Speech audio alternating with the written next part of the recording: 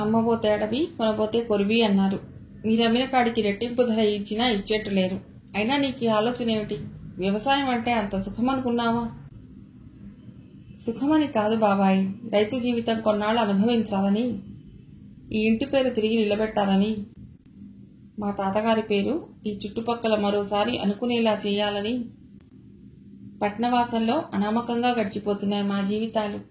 మాలా గొప్ప చదువులు లేకపోయినా తాతయ్య ఎంత మంచి పేరు తెచ్చుకున్నాడు. ఆకలి అని వచ్చేవాళ్లకు చేతులతో గుమ్మరించేవాడు ధాన్యం. ఆయనతో సలహా సంప్రదింపుల కోసం వచ్చేవాళ్లతో ఇల్లు నిండిపోయేది. అతను తెచ్చుకున్న పేరు ప్రతిష్టల మీద మసిపూసిపోయాడు మా నాన్న. ఆ పేరు గురించి, ఆ మనుషుల గురించి చెప్పుకునేవాళ్లే గాని మా గురించి చెప్పుకునేవాళ్లు లేరు. ఇక్కడ కొన్నాళ్ల పాటు ఉండి ఆ మసిని కడిగి మరోసారి మా తాతయ్య పేరు వెలిగించాలని కోరికగా ఉంది. ఇక్కడికి రాకపోతే ఆ ఆలోచనకే ఆస్కారం లేదు బాబాయ్. ఏం సంగతిట? సుమతొచ్చింది. మన శశాంకకు వ్యవసాయం చేయాలని బుద్ధి పుట్టిందమ్మా. మన భూములు మనకు ఇచ్చివేయాలంటే ఎంత తీసుకుంటారో అడగమని రాయబారం పంపాడు నన్ను. ఇక్కడెవరుంటారట? మనం. ఇప్పుడు సూటిగా కొడుకు వైపు తిరిగింది సుమతి. సెలవు పొడిగిస్తూ ఇక్కడ కూర్చోమని ఎవరు చెప్పారయ్యా? నా మనస్సు బాగోలేక 4 రోజుల పాటు ఒంటరిగా ఇక్కడుందామని వస్తే మొండిగా నా వెనకబడ్డావు. రేపు నువ్వైనా వెళ్ళు, నేనైనా పడతాను. నిజంగా నన్ను వెళ్ళిపోమంటావా అమ్మా? ఉత్త పైపై మాటలు కావు శశాంక. నా మనసు విరిగిపోయింది. మీరెవ్వరూ నా దగ్గర ఉండనక్కర్లేదు. వెళ్ళిపోతాను. నున్నగా గుండు గీయించుకుని, కావిగుడ్డలు కట్టుకుని, సంకల్లో జోలె తగిలించుకుని సన్యాసుల్లో కలిసిపోతాను. వెళ్ళిపోతాను. ఎక్కడికో అనుజ్ఞ ఇవ్వమ్మా. ఆజ్ఞ లేకుండా అందులోనూ మోక్షం దొరకదుట. ఛీ, ఏం మాటలవి? మరి మా అమ్మలేని చోటికి మమ్మల్ని వెళ్ళిపోమనటం కంటే ఇది సుఖం కాదు. నా మాట మీద అంత ప్రేమ ఉన్నవాడివైతే నా మాట ఓ పుచ్చిక పుల్లలా తీసి పారేసి నీ ఇష్టారాజ్యంగా ఉండేవాడివా? శశాంక మందహాసం చేశాడు గాని జవాబు చెప్పలేదు. వరి నాట్లు పూర్తి కానివ్వమ్మా. కాస్త ఊపిరి తిప్పుకుంటే మంచి సంబంధం ఒకటి తీసుకొస్తాను. ఎలా చేసుకోడో చూద్దాం. మెడలు వంచి 3 ముళ్ళు వేయించదా? మెడలు వంచి 3 ముళ్ళు వేయించుకునేది ఆడపిల్ల బాబాయ్, నేను కాదు. ఓ కొంటెనవ్వు నవ్వాడు శశాంక. పట్నం నుండి రాముడొచ్చాడు. ఏరా, ఏం సంగతులు? ఆడశానా అల్లరిగా ఉన్నది బాబు. సినబాబు అరెస్ట్ అయ్యిండు. ఏమమ్మగారు మిమ్మల్ని దబ్బున తీసుకురమ్మన్నారు. శశాంక నిమ్మకు నీరెత్తినట్టుగా కూర్చుంటే కంగారు పడిపోయాడు కేశవరావు. అంత పని ఏం చేశాడు అంటూ. దేశసేవ అంటూ నవ్వాడు శశాంక. నిజంగా తమ్ముడి దేశసేవలో అతడికి సదభిప్రాయం లేదు. ఏం విద్యార్థి నాయకులు వీళ్ళు! అసలు సమస్య సమగ్ర స్వరూపం తెలియదు. నిర్దిష్ట కార్యక్రమం ఉండదు. గొర్రెదాటుగా ఏదో ఒక ఉద్యమం లేవదీయటం, జైళ్లకు వెళ్లటం, చదువు పాడు చేసుకోవటం. ఒకప్పుడు దేశం కోసం జైళ్లకు వెళ్లటం అంటే ఎంత గౌరవప్రదంగా ఉండేదో ఇప్పుడంత చులకనైపోయింది. శశిరేఖమ్మ గారి కొడుకండి. ఆసుపత్రిలో ఉన్నాడు. దెబ్బలు వాటంగా తగిలినాయి బాబు. ఎవరు? విశ్వనాథేనా? ఇలాగా? ఈసారి మహా కంగారు పడిపోయాడు శశాంక. ఆయనేనండి. రాముడు రోజుతూ రొప్పుతూ చెప్పిందేమిటంటే విశ్వనాథ్ ఓ ఫ్రెండ్ ఇంటికి వెళ్లి వస్తున్నట్ట. ఓ చోట గుంపును చెదరగొడుతున్న పోలీసులు విశ్వనాథ్ మీద పడి బెల్టుతో ఒకడు, బూటుతో ఒకడు, పిడిగుద్దులతో ఒకడు వాటంగా వడ్డన చేశారట. సొమ్మసిల్లి పడిపోతుంటే తెలిసిన వాళ్ళెవరో హాస్పిటల్కు తీసుకెళ్లారట. ఏది ఏమైనా అలా అమాయకులను అవమానించటం, ప్రాణాలను బలికొనటం మాత్రం ఎవరూ హర్షించేది కాదు. దౌర్జన్యానికి ఎవరు కారకులైనా పాలకులు బాధ్యత వహించక తప్పదు. పాలకులు ఎవరి నివాసాలు వాళ్లకు పంజరాలైపోయాయి పాపం. శశాంక ప్రయాణ సన్నాహం అవ్వటం చూసి, నందను నీ వెంట తీసుకొచ్చేరా. ఈ అల్లర్లు తగ్గే వరకు వాడిని ఇక్కడి నుండి కదలనివ్వను అంది సుమతి. మరోసారైతే శశాంక పక్కపక్క నవ్వేవాడేమో గాని ఇప్పుడు మాత్రం తన హడావుడిలో పడిపోయాడు. శశాంక వెళ్లేటప్పటికీ నంద ఇంటికొచ్చాడు. అమ్మ నిన్ను తీసుకురమ్మందిరా. ఈ అల్లర్లు తగ్గేదాకా నిన్ను ఒళ్ళో దాచేసి ఉంచుతుందిట. పెళ్ళున నవ్వాడు నంద. ఓహోహో, మన అమ్మ వీరమాత అంటూ. ఆట్టేసేపు నిలవలేదు శశాంక. విశ్వనాథ్ ఉన్న హాస్పిటల్ తెలుసుకుని పరామర్శకు బయలుదేరాడు. హాస్పిటల్ బెడ్ మీద నీరసంగా పడుకుని ఉన్నాడు విశ్వనాథ్. అతని కుడిచెంప నీలంగా కందిపోయింది. చాలా దారుణం జరిగిపోయింది. అదృష్టం, బ్రతికిపోయాను. చంపేసి వదులుతారనుకున్నాను. బలహీనంగా నవ్వాడు విశ్వనాథ్. మా ఆఫీసర్ వచ్చారు నిన్న. రక్తం మరకలు పడ్డ గుడ్డలు తీసిపెట్టమన్నారు. స్టేట్మెంట్లవి తీసుకున్నారు. ఇదొక వ్యర్థమైన తతంగం. ఎలుక పిల్లిని సాక్ష్యం అడిగినట్లుగా నాయకులే గుండాలుగా తయారవుతుంటే వాళ్ళ దగ్గర న్యాయం కోసం అర్థించడం ఎంత హాస్యాస్పదం. కాసేపు కూర్చుని త్వరలో మీరు ఆరోగ్యవంతులు కావాలని ఆశిస్తున్నాను అంటూ లేచాడు శశాంక. పనివాళ్ల తట్టదెబ్బలతో పెళ్ల విసుర్లతో కొమ్మలు విరిగి అందం చందం కోల్పోయిన మొక్కలకు చక్కగా పాదులు గట్టి నీళ్లు పోస్తున్నది హేమ. నీరెండలో మెరుపులు పెట్టిన బంగారంలా మరింత పచ్చగా మెరిసిపోతున్నదామె. ఎప్పుడూ అశ్రద్ధగా వదిలేసే ఆ జుట్టు బాగా రేగిపోయి గుంటని ఆ మొహానికి చిత్రమైన ఆకర్షణ కలిగిస్తోంది. బయట నుండి వస్తున్న శశాంక కొన్ని క్షణాలు ముగ్ధుడై చూశాడు. ఈ అద్భుత సౌందర్యం వెనక అంతులేని ఆత్మాభిమానం కూడా పెట్టాడు భగవంతుడు అనుకున్నాడు. ఏం చేస్తున్నావు హేమా? చెట్లకు నీళ్లు పోస్తున్నాను బావా. ఖాళీ విద్య చక్కనెత్తుకుని శశాంకకు ఎదురుగా తిరిగింది హేమ. సూటిగా సూర్యకిరణాలు కళ్లకు గుచ్చుకుని ఎర్రగా మెరుస్తున్నాయి కంటిపాపలు. పొడుగాటి కనురెప్పలు సప్తవర్ణాల్ని ప్రతిఫలిస్తున్నాయి. ఇంట్లోకి రా, నీ చదువెందాకా వచ్చిందో పరీక్ష చేస్తాను. ఖాళీ వింద నింపుకొని వంటింట్లో దింపి తడిచేతులు తుడుచుకుంటూ వచ్చింది హేమ. ఏది పలకాబలకం? రాముడి మనమడు పలక కొనిపెట్టమని ఏడుస్తుంటే పలకా పుస్తకం ఇచ్చేశాను. వింతగా చూశాడు శశాంక. నంద చిన్నప్పుడు ఇలాగే చేసేవాడు. తన పుస్తకాలు పెన్సిళ్లు పేద పిల్లలకు దానం చేసి తిరిగి అవి కొనిపెట్టే వరకు బడికి కదిలేవాడు కాదు. నువ్వు నవ్వాడు చిన్నగా. తిరిగి నాకు కొనిపెట్టవలసిన అవసరం లేదు బావా. నాకు చదువు రాదని ముందే చెప్పాను. అంటని చదువు కోసం నీ చేత డబ్బు ఖర్చు పెట్టించాలనిపించటం లేదు. చదువు అంటదా? అంత జిడ్డుగా ఉందా నీ మనస్సు? నిప్పుతో కడిగినా ఉప్పు పాతరేసినా వదలని జిడ్డు అంటూ పేలవంగా నవ్వింది హేమ. నా మనస్సు బాగుండలేదు బావా. ఎంత ప్రయత్నించినా మనస్సు అందులో లగ్నం చేయలేకపోయాను. అందుకే టీచర్ను రావద్దని చెప్పేశాను. చేసిందంతా చేసి ఇప్పుడైనా బాగుపడే అవకాశం ఇస్తే బాగుపడలేని నువ్వెంత మూర్ఖురాలివి. చిరాకు కోపం చోటు చేసుకున్నాయి అతడి గొంతులో. నవ్విన వాళ్ల ముందే నిన్ను ఆదర్శ యువతిగా నిలపాలనుకున్నాను హేమ. ఒకసారి కాలు జారినంత మాత్రాన ఆ మనిషిని సభ్య సమాజం నుండి హీనంగా బహిష్కరించనక్కర్లేదని, నీ జీవితంలోని మలినాన్ని తుడిచిపెట్టి ఈ సమాజానికి నిన్ను సేవారత్నంగా గర్వంగా సమర్పించాలనుకున్నాను. ఎన్నో అనుకున్నాను. అన్ని నాశనం చేసి ముద్దులా కూర్చున్నావు. ఛీ! హేమ కళ్ళు చటుక్కున నీటి గుండాలైపోయాయి. మొద్దునే, ఎంత ముద్దులు కాకపోతే ఇక్కడ ఈ బందీఖానాలో చిక్కుకుంటాను. నీ సంస్కార హృదయాన్ని చాటుకోవటానికి నన్ను ఉపకరణంగా ఉపయోగించుకోవాలనుకున్నావు. నువ్వు నాకు చేసిన మేలుకు కనీసం ఆ విధంగానైనా నీకు ఉపయోగపడలేని కృతజ్ఞురాల్ని అంది రుద్ధంగా. శశాంక వదనం పాలిపోయింది. ఇక్కడ నా రక్షణ నీకు బందీఖానాలా తోస్తున్నదా హేమా? అవును. ఇంటి నుండి వచ్చేస్తూ నేను కూపర్ నుండి బయటపడుతున్నానని ఆనందపడ్డాను. రెక్కలు కట్టుకుని ఈ విశాల విశ్వంలోకి ఎగిరి వచ్చానని సంబరపడ్డాను. ఆ కూపర్ నుండి బయటపడటానికి చేయూతనిచ్చిన పసుపుకు కృతజ్ఞురాల్ని కాలేక అతనికి నా శీలం సమర్పించి బయటపడ్డాను. ఈ నరకం ఎంతో భయంకరమైనది బావా. మీరంతా పవిత్రతకు ప్రతినిధులైన మనుషులు. ఇదెంతో పవిత్రమైన వాతావరణం. నేను చెడిపోయిన మనిషిని. కుళ్ళిన పండు చందం నా జీవితం. ఇమడలేకపోతున్నానిక్కడ. ఇమడలేక చిత్రవధ పొందుతున్నానిక్కడ. నన్ను వదిలిపెట్టు, వెళ్ళిపోతాను. నన్ను వెళ్ళిపోనివ్వు బావా. పవిట చెంగు మొహానికి అడ్డం పెట్టుకుని వెక్కి వెక్కి ఏడవసాగింది. కొద్ది క్షణాలు జడుడిలా కూర్చుండిపోయిన శశాంక గుండెల బరువు గొంతులో ప్రతిధ్వనిస్తుంటే విచలిత స్వరాన అన్నాడు. వెళ్ళిపోహేమా. ఇహ నీ నడ్డు పెట్టేవారెవరూ లేరిక్కడ. కొంతసేపటికి శాంతపడి మళ్లీ అన్నాడు. నిన్ను సురక్షితంగా ఒడ్డుకు చేర్చగలనన్న ఆశతో నావైకించుకున్నాను. నా నావా నీకు బందీగానా అయ్యింది.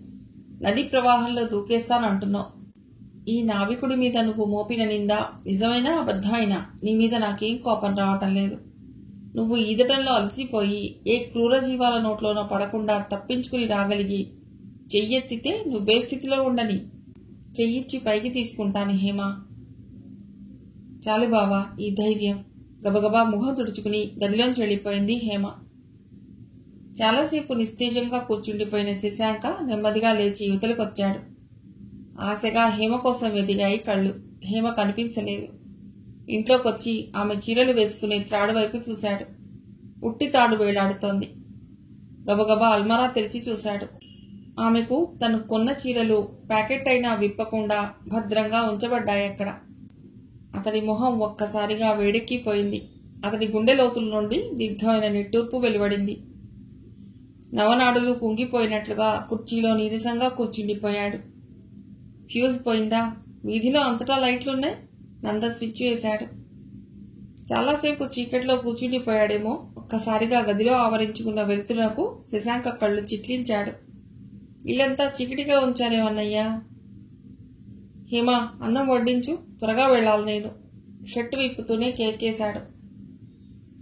హేమ లేదు, వెళ్ళిపోయింది. ఎక్కడో నూతి నుండి వచ్చినట్లున్నాయి మాటలు. ఎప్పుడు? ఎక్కడికి? తనిక్కడ ఉండలేనంది. వెళ్ళిపోమన్నాను. వెళ్ళిపోయింది. ఎక్కడికి వెడుతుందో నాకు తెలియదు.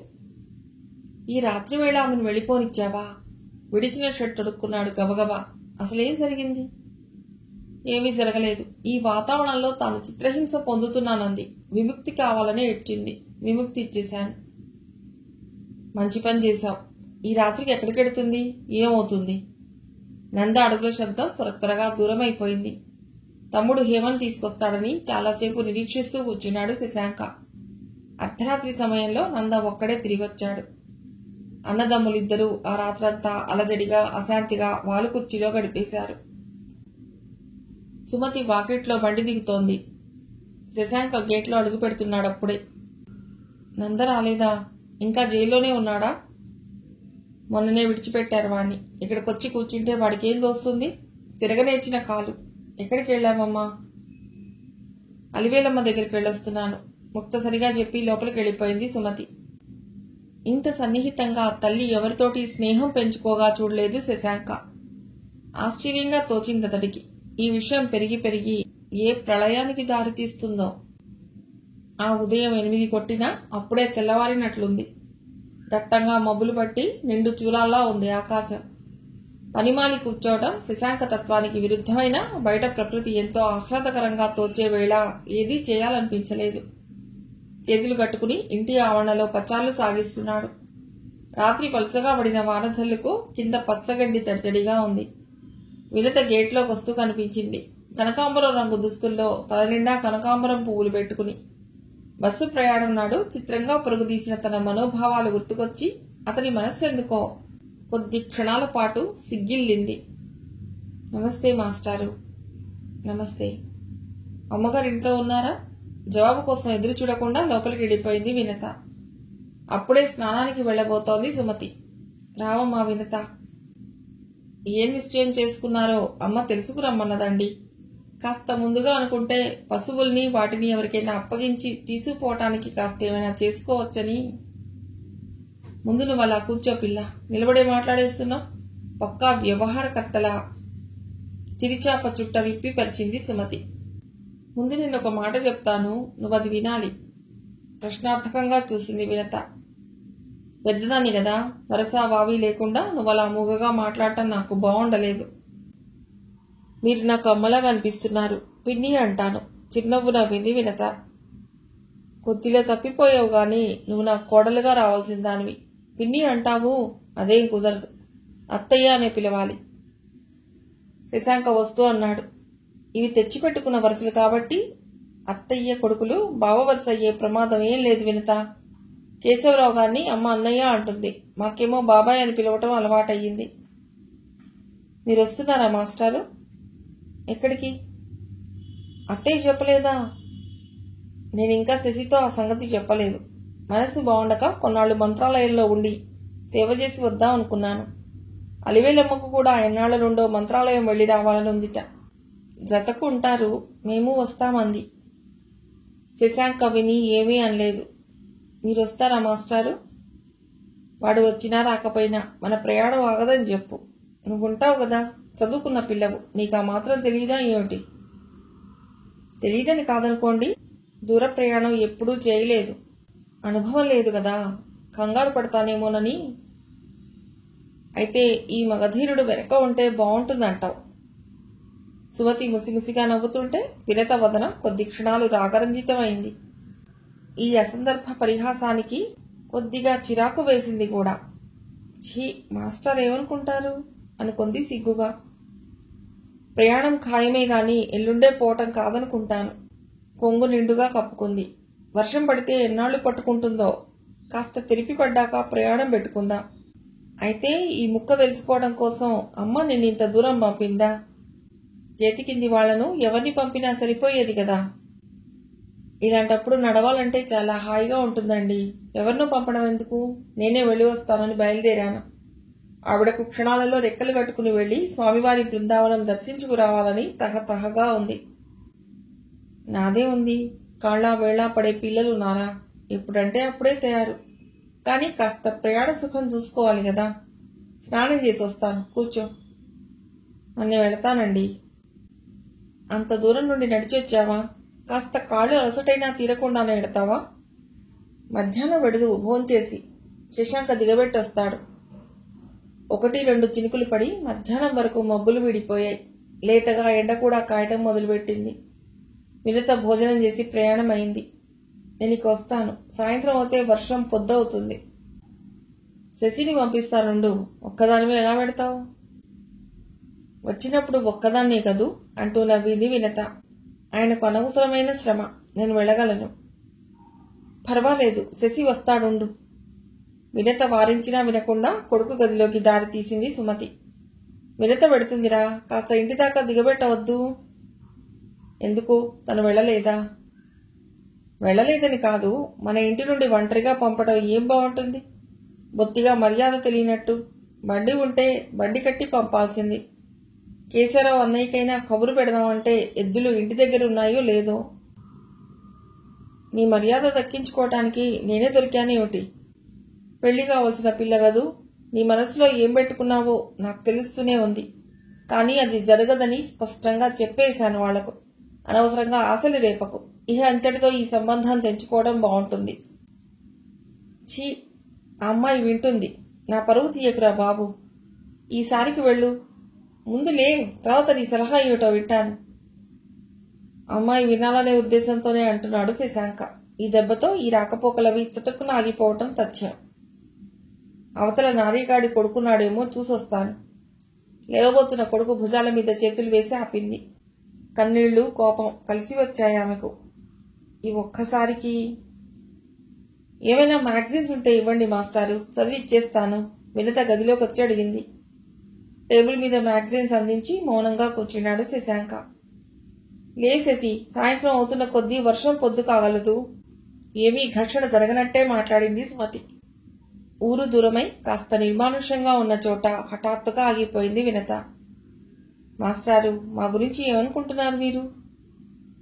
వెంటనే మాట్లాడలేకపోయాడు శశాంక. మనిషి చాటున అనగల ధైర్యం మనిషి ఎదుట మృగ్యమైపోతుంటుంది. మీ తమ్ముడి కోసం నన్ను చూడటానికి వచ్చినప్పుడు మీకో సదభిప్రాయం ఏర్పడి ఉంటేనే మీ తమ్ముడికి నన్ను చేసుకుంటానని అని ఉంటారు. తర్వాత కూడా మమ్మల్ని చూస్తూనే ఉన్నారు. ఒకరు ఆశపెట్టినంత మాత్రాన ఆశపడే మనుషులంగా అగపడుతున్నామా? మా హద్దులు మాకు తెలియవని అనుకున్నారా? మా సంబంధం కావాలని వచ్చిన వాళ్ళు మీరే, కాదన్నది మీరే. మీ అమ్మగారు చూపే స్నేహభావానికి మా అమ్మ కట్టుబడిందే గాని మీ ఇంటికి వియ్యపురాలై కూర్చోవాలనే దురాశ మా అమ్మకు ఏ కోసానా లేదు. నిర్మలాక్కయ్య చెప్పినట్టు మీకు అంతస్తు, ఐశ్వర్యం అన్నీ ఉన్నాయి. వాటికెప్పుడో ఓసారి చావు ముసుగు కప్పే అహంకారం కూడా దండిగానే ఉంది. కానీ వాటిని గడ్డిపోచలా ధిక్కరించే ఆత్మాభిమానం మాకుంది. ఈ ముక్క మీతో చెప్పాలనే మిమ్మల్ని నాతో రానిచ్చాను. దయచేసి ఆగిపోండి. సెలవు. విసవిస 4 అడుగులు ముందుకు వేసి గబుక్కున కూలబడిపోయి మొహం చేతుల్లో దాచుకుంది వినత. సంశయంగా 1 నిమిషం ఆగిపోయాడు శశాంక. నెమ్మదిగా ఆమెను సమీపించాడు. మొహం చేతిలోకి తీసుకోవాలని, కన్నీళ్లు తుడవాలని, తన మనసులోని సంఘర్షణ చెప్పుకోవాలని. కానీ రాయిలా నిలబడిపోయాడు. దారిలో ఇలా బాగుండలేదు. లే వినత, ఇంటిదాకా వస్తాను. అక్కర్లేదు, ఆగిపోండి. లేచి పరిగెట్టినట్టే వెళ్ళిపోయింది వినత.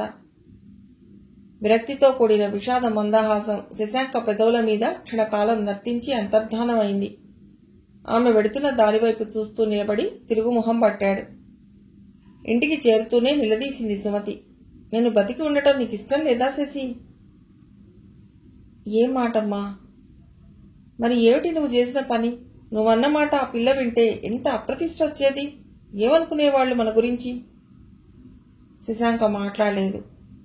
చిన్నవాడు నా చెయ్యి దాటిపోయాడు. వినతను నా పెద్ద కోడలిగా చేసుకుంటానని అలివేలమ్మకు నేను మాటిచ్చాను.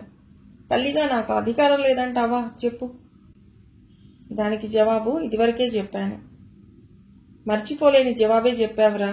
అయితే నేను నీకు తల్లిని కాదు, నువ్వు నా కొడుకువి కాదు. వెళ్ళు నా ముందు నుండి. నిస్సహాయత గొంతులో ప్రతిధ్వనిస్తుంటే బాధగా అమ్మా అన్నాడు శశాంక. అమ్మను కాదురా, అమ్మనైతే కష్టపెడతారా? నాకిష్టం లేని దాన్ని తీసుకొచ్చి ఇంట్లో పెట్టి నన్ను తరిమేశావు. 4 రోజులు ఇక్కడ ఒంటిగా కాలక్షేపం చేద్దాం అనుకుంటే ఇక్కడికి తయారయ్యావు. ఇహ నీ ఉనికిని నేను సహించలేను. నువ్వు వెళ్ళవు కాబట్టి నేనే వెళ్ళిపోతాను. ఏ కాశీ రామేశ్వరమో వెళ్ళి తిరిగి రాను. నువ్వెక్కడికి వెళ్ళక్కర్లేదమ్మా. హేమ వెళ్ళిపోయింది. నువ్వు తిరిగి రావచ్చు ఇంటికి. ఆ ఇంటి నుండి కాలు తీసినప్పుడే ఆ ఇంటికి నాకు రుణం తీరిపోయింది. ఎవరు పోయినా ఎవరొచ్చినా నాకు సంబంధం లేదు. నాకు ఈ పరిసరాల్లోనే విసిగెత్తిపోయింది. వెళ్ళాలి ఎక్కడికైనా. వెళ్ళిపోతే గాని బతకను. ఆ మర్నాటి నుండే అన్ని బాధ్యతలు వదుల్చుకోసాగింది సుమతి. హైదరాబాద్ నుండి మేనేజర్లు రప్పించింది. ఇహ ముందు ఏ వ్యవహారమైనా శశాంకతో సంప్రదించమని చెప్పింది. తన పేరు మీదున్న బ్యాంక్ బ్యాలెన్స్ తదితరమైనవన్నీ పెద్ద కొడుకు పేరు మీదకు మార్చింది. అవసరార్థం హైదరాబాద్ వెళ్లినా ఇంటివైపు వెళ్లలేదు. తల్లి పట్టుదల చిన్నప్పటి నుండి ఎరిగి ఉన్నవాడు కాబట్టి నిశ్శబ్దంగా భరించాడు శశాంక. వ్యవసాయమే చేసుకుంటావో వ్యాపారమే చేసుకుంటావో నీ ఇష్టం. నేను మాత్రం విముక్తి పొందాను.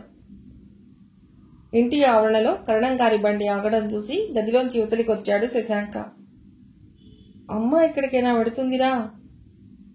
దంతనూరు ఎడుతుందటండి. బండివాడు ఇంట్లోకి వచ్చాడు. బండి వచ్చిందమ్మ గారు. వస్తున్నాన్రా. ఏదో చెప్పాలని అమ్మను వారించాలని అనుకున్నాడు. కానీ ఏమి చెప్పినా ప్రయోజనం లేదని మౌనం వహించాడు. ఆవిడ తిరిగి వచ్చే వరకు అస్థిమితంగా ఆందోళనగా గడిపాడు. వినత నన్ను దులిపినట్టు అమ్మను కూడా దులిపేస్తుందేమో. ఇదే ఆలోచన పట్టుకుందతడికి. నిజంగా అలాగే జరిగితే అమ్మ నన్ను జన్మలో క్షమించదు అనుకున్నాడు భయంగా. వాళ్ల గురించి తను తిరస్కారంగా మాట్లాడిన మాట నిజమైతే ఆ మాట వినత మనస్సులో పెట్టుకుని వాళ్లు తమ నుండి మౌనంగా దూరం కాగలిగితే తాను ఆశించిన ప్రయోజనం అక్షరాలా జరిగినట్టే. కానీ ఫలితం మరొకలా తేలింది. ఇలా ముఖం మీద కడిగేసే స్వభావం అనుకుంటే అలాంటి అవమానానికి సాహసించేవాడు కాదు. సుమతి త్వరలోనే తిరిగొచ్చింది. వస్తూనే గదిలోకి వెళ్లి ధబిల్లున తలుపేసుకుంది. అమ్మా, శశాంక తలుపు తడుతూ పిలిచాడు. నువ్వు నన్ను అమ్మా అని పిలవదలుచుకుంటే నువ్వు నేను చెప్పినట్టు చేయరా. వెళ్ళు. అలివేలమ్మ దగ్గరికి వెళ్లి క్షమాపణ చెప్పిరా. వాళ్ళకెంతో బాధ కలిగించావు. మీ అబ్బాయి మమ్మల్ని ఎంత అపార్థం చేసుకున్నాడంటూ ఆవిడ ఒక్కటే వాపోతుంది. నువ్వు ఆమెకు క్షమాపణ చెప్పుకుంటే గాని నేను నీ మొహం చూడను, నీతో మాట్లాడను, ఈ తలుపు తెరవను, పచ్చి మంచిళ్ళు కూడా ముట్టను. కాసేపు నిశ్శబ్దంగా నిలబడిపోయాడు శశాంక. తర్వాత అన్నాడు, ఇదిగో ఇప్పుడే వెళుతున్నానమ్మా అక్కడికి. ఆ సంఘటన తర్వాత శశాంక ఆశించిన పరిణామమే వచ్చింది. ఇదివరలో ఏవైనా అపోహలు మనస్పర్ధలు ఉన్నాయనుకుంటే శశాంక క్షమాపణతో కొట్టుకుపోయాయి. బురద అడుగంటిన తేట నీటిలా మరింత స్వచ్ఛమయ్యాయి. సుమతి అలివేలమ్మల మధ్య స్నేహవాత్సల్యాలు. అయితే వినత కోపం మాత్రం పోలేదు. శశాంక తల్లిని వారించినట్టే వినత తల్లిని వారించింది. కానీ ఆవిడ లెక్క చేయలేదు. కొడుకు ఎటువంటి వాడో నాకు తెలియదు, కానీ ఆ తల్లి మనసు నాకు తెలుసులే. ఆవిడ మనసు కష్టపెట్టలేను అందామె. జతగా మంత్రాలయం వెళ్ళటానికి దినం నిశ్చయమైంది. సుమతి అక్కర్లేదన్న అలివేలమ్మ శశాంకను కూడా బయలుదేరమని బలవంత పెట్టింది. ముగ్గురమే ఆడంగులం వెళ్లిన కొత్త చోట ఎంత అవస్థపడిపోతామో. వెనుక మగపిల్లవాడుంటే ఎన్నటికీ నయం. మా పిల్ల చదువుకుందే గాని నలుగురిలో చొరవ తక్కువ మనిషి. మరేనండి అత్తగారు, గైడ్గా నాకెంత జీతం ముట్ట చెప్తారో ముందే చెప్పండి, శశాంక నవ్వుతూ అన్నాడు. మాతో పాటు భోజనము, టికెట్టు, ఇంకా నీకేదైనా రావాల్సింది ఉందనుకుంటే ఇంటికొచ్చాక అడుగుదూ గాని అని నవ్వేసిందావిడ. కర్నూలు జిల్లా అదోని తాలూకాలోని తుంగభద్రా నది ఒడ్డున శ్రీ రాఘవేంద్ర స్వామి వారు బృందావనస్థులై ఉన్న స్థలమే మంత్రాలయంగా సుప్రసిద్ధమైంది. ప్రహ్లాదుడు ఎత్తిన కొన్ని వందల జన్మలలో ఆఖరిది శ్రీ రాఘవేంద్ర స్వామిదిట. ప్రహ్లాద జన్మలో ఆయన పుణ్యం రాసులు రాసులుగా సంపాదించుకున్నట్ట. పీడిత మానవులకు బాధ విముక్తి చేస్తూ ఆ పుణ్యం ఖర్చు పెట్టమని భగవంతుడి ఆజ్ఞ అయిందిట ఆయనకు. స్వామివారు బృందావనస్థులైన ఆ స్థలం కృతయుగంలో ప్రహ్లాదుడు యజ్ఞయాగాదులు నిర్వహించిందేనట. రోగపీడితులు, భూత ప్రేత పిశాచాలు పట్టిన వాళ్ళు, ఆపదలు వచ్చిన వాళ్ళు స్వామిని నమ్ముకుని దేశం 4 మూలల నుండి వస్తుంటారు. ప్రదక్షిణాలు చేసి స్వామి బృందావనంలోని మృతికను తీర్థంగా సేవించి బాగుపడిపోతుంటారు. సుమతి వాళ్ళు వారం రోజులు ఉన్నారు. ఇంకా కొద్ది రోజులు అక్కడ ఉండాలని, ఇంకా 1-2 యాత్రలు చేయాలని అనుకున్నారు. కానీ సుమతికి సన్నీటి స్నానాలతో బాగా జలుబు పట్టుకుంది. మనస్సు చెదిరిపోయింది. ఇంట్లో పడి మూలగడం కంటే సుఖం లేదనిపించింది. తుంగభద్ర ఒడ్డున కొద్ది దూరం నడిచి ఒకచోట కూర్చున్నాడు శశాంక. నురగలు కక్కుతూ నిండుగా ప్రవహిస్తోంది నది. సంధ్య ఉదయించబోతూ పరిసరాలను ఆహ్లాదంగా, అందంగా, ప్రశాంతంగా మార్చేస్తోంది. తుంగభద్ర సన్నని మూత ఏమిటో విహ్వలత్వాన్ని కలిగిస్తోంది మనస్సుకు. వినత బిందె పట్టుకుని వస్తోంది. వినత కూడా కాసేపు ఇక్కడ ప్రశాంతంగా కూర్చోవాలనే వచ్చింది. కానీ అక్కడ శశాంకను చూసి గబగబా నీళ్లు ముంచుకుని వెళ్ళబోయింది. శశాంక దారి కడ్డంగా పోయాడు. వినత ఒక మాట అలా కూర్చుందాన్రా. వినత తలెత్తి అతడి కళ్ళలోకి తీక్షణంగా చూసింది. నాతో మీకేం మాటలు అన్నట్లుగా. ప్లీజ్. వినత నెమ్మదిగా అతడితో నడిచి బిందె దించి కూర్చుంది. ఆస్తి అంతస్తు లేని వాళ్లకు ఉండే ఆత్మాభిమానం ఆస్తి అంతస్తు ఉండే వాళ్లకు ఉండదనుకున్నావా? ఉండకూడదనుకున్నావా? ఉంటే ఉండొచ్చు. విసురుగా మొహం తిప్పుకుంది. క్షమాపణ చెప్పించుకున్నా నీ కోపం పోలేదు. నీరసంగా నవ్వాడు. నేను మీతో రావడం నీకు ఇష్టం లేదు కదూ? బాగుంది. మీరు రావడం రాకపోవటంలో నా ఇష్టాలతో పనే ఉంది. అయినా మీ వెంటపడే మేమొచ్చామనుకోండి. నువ్వు ఆ సంగతి మర్చిపోలేవా? మరిచిపోయే వాతే పెట్టారా? ఎర్రగా రోషంగా చూసింది. దయచేసి ఆ మాట మర్చిపో వినత. చూడు, దారి పొడవునా నువ్వు మౌనంగా కోపంగా ఉండటం బాగుండలేదు.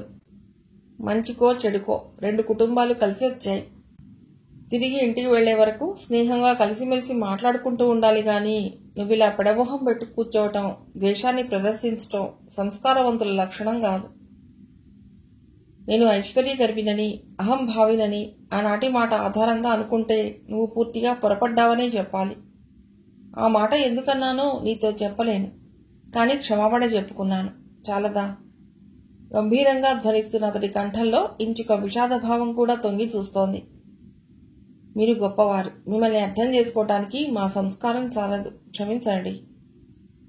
వినత విచలిత స్వరాన పిలిచాడు. అప్రయత్నంగా వినత చెయ్యందుకోవాలని చెయ్యి ముందుకు చాచాడు. కానీ ఆమె చెయ్యి వెనక్కి తీసుకుని లేచి బిందె సంకనెత్తుకుని చరచరా వెళ్లిపోయింది. కానీ తిరుగు ప్రయాణంలో జరిగిన ఒక సంఘటన వినతకు తెలియకుండానే మార్పు తీసుకొచ్చింది. తన కోపం ఎక్కడ పోగొట్టుకుందో, మనస్ఫూర్తిగా శశాంకతో మాట ఎప్పుడు కలిపిందో వినతకే తెలియదు. చిన్న స్టేషన్లో రైలు కదులుతోంది. వినత ఎక్కలేదు. కంగారుగా గోల పెట్టారు అలివేలమ్మ, సుమతి. వినత కిందికి ఎప్పుడు దిగిందో శశాంక చూడలేదు. చివాలన లేచి తలుపు దగ్గరికి వెళ్లాడు. మరచెంబులో నీళ్లు నింపుకుని ప్లాట్ఫామ్ మీద వేగంగా అందుకుంటున్న రైలు పక్కగా పరిగెత్తుకొస్తోంది. శశాంక హ్యాండిల్ని ఓ చేత్తో బిగ్గరగా పట్టుకుని ముందుకు వంగి మరో చేత్తో వినత చెయ్యి అందుకుని బలంగా పైకి లాక్కున్నాడు. ఆ ఊపులో, ఆ కంగారులో వినత అతడి నడుముకు చెయ్యి చుట్టి అంటుకుపోయినట్టుగా నిలబడింది. ఒక్క క్షణం గబుక్కున అతడు వదిలేసి లోపలికి పరిగెత్తింది వినత. దాదాపు 1 రోజుల తర్వాత ఒకనాటి సంగతి. మంచంలో పడుకుని ఆయాసంగా రొప్పుతోంది అలివేలమ్మ. తేలకళ్ళు పడిపోతున్నాయి. వాళ్ళంతా చెమటలు కారిపోతున్నాయి. భగవంతుడా, నేను ఈ ఆయాసం భరించలేను. దబ్బున తీసుకువెళ్లరాదా అని మొరపెట్టుకుంటోంది. మంత్రాలయం వెళ్లి వచ్చిన అలసటలోనే పట్టుకుంది సుస్థి. గుండెదడ, నీటి బుగ్గ, చెమటలు ఉబికి రావటం, కళ్ళు తేలేసి ప్రాణం పోతుందన్నట్టుగా రొప్పడం మొదలైంది. గుండెదడ, నీరసం ఆమెకు మొదటి నుండి ఉన్నవే. అవి ఎక్కువైపోయాయి. ముందే బక్కపల్సని మనిషేమో ఈ 4 రోజుల అనారోగ్యంతో మరీ ఎముకల పందిర్లా తయారైంది. అక్కగారి అనారోగ్యం గురించి తెలిసి శశిరేఖమ్మ 2 రోజుల ముందొచ్చింది. ఇక్కడ ఈ నాటు వైద్యం వల్ల లాభం లేదక్కయ్యా. హైదరాబాద్ తీసుకెడతా నిన్ను. పెద్ద పెద్ద డాక్టర్లు ఉన్నారు, తప్పకుండా నయమవుతుంది నీకు అంది ఆమె కన్నీళ్లు తుడుచుకుంటూ. వినత పెదనాన్న కూడా అదే మాట బలపరిచాడు.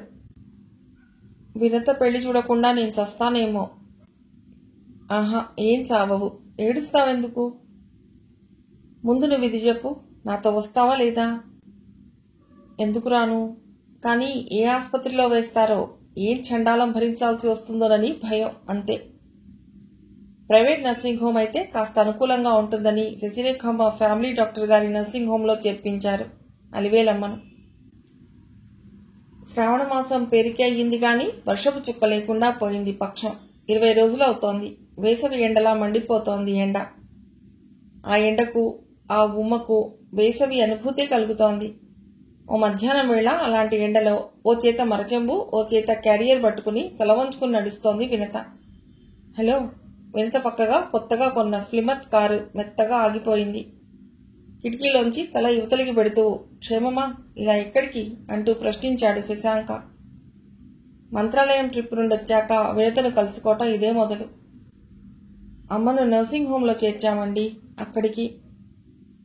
అరే, ఏమిటి అనారోగ్యం ఆవిడకు? ఎప్పటి నుండి? మంత్రాలయం నుండి వచ్చాక ఆ అలసటలోనే పట్టుకుంది సుస్థి. ఊళ్ళో ఏదో నాటు వైద్యం చేయించాం, లాభం కనిపించలేదు. ఇక్కడికి తీసుకొచ్చి నర్సింగ్ హోంలో చేర్చి కూడా 15 రోజులవుతోంది. గుణం దుర్గుణమే కానీ సుగుణం కనిపించలేదు. ఇక ఇంటికి తీసుకువెళితే బాగుంటుందన్నట్టుగా మాట్లాడుతున్నాడు డాక్టర్. వినత కళ్ళు అప్రయత్నంగా చెమ్మగిల్లాయి. అంత చేతికందని చెప్పా. నెల రోజుల క్రితం ఆరోగ్యంగా తమతో యాత్ర చేసి వచ్చిన మనిషి ప్రాణగండంతో ఉందని హఠాత్తుగా వినేటప్పటికీ శశాంక తీవ్రంగా చెలించిపోయాడు. మాతృవియోగం తలుచుకుని కన్నీరు నింపుతున్న వినతను చూసి హృదయం నిండుగా సానుభూతి కలిగింది. అమ్మను చూద్దాన్రా వినత, కరుణార్థ హృదయాన పిలిచాడు కారులోకి. మిగిలిన కథ తర్వాతి భాగంలో.